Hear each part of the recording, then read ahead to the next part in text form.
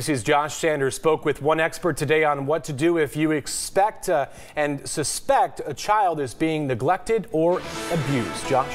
Yeah, Tim and Jessica, April is Child Abuse Awareness Month, and according to officials, more than 3 dozen children have died in Kern County since 2009 from some form of abuse or neglect. A number of officials believe can be eliminated if people report suspected abuse.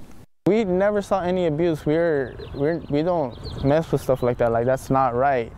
We would never tolerate any type of abuse.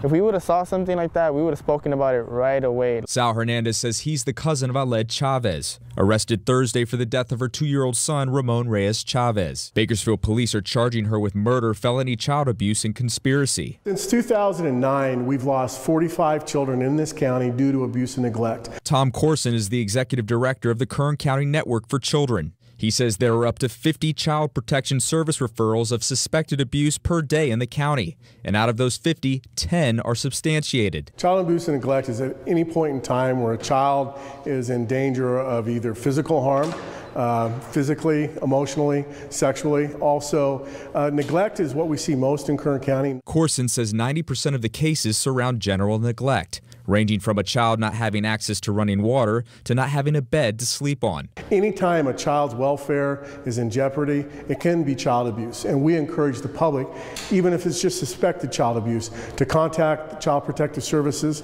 or contact law enforcement if there's a child that looks like they're in immediate danger. According to Corson, many of the children that die from abuse or neglect are under the age of 3. He says many of those children go unseen by mandated reporters such as clergy, teachers, or doctors who are legally required to report any form of abuse. So it's really up to family, friends, and neighbors to notice different changes in the pattern of a child. Corson says look for signs of physical and emotional abuse. He says if you notice bruising on a child or a child not wanting to be touched, those are times when you should start asking questions. However, Corson says you don't necessarily need evidence to report abuse. He says many young parents may not have the right skills needed to care for a child. Even though it may not be to the level of abuse and neglect where Child Protective Services would come in and remove the child, it may be that family needs help or assistance.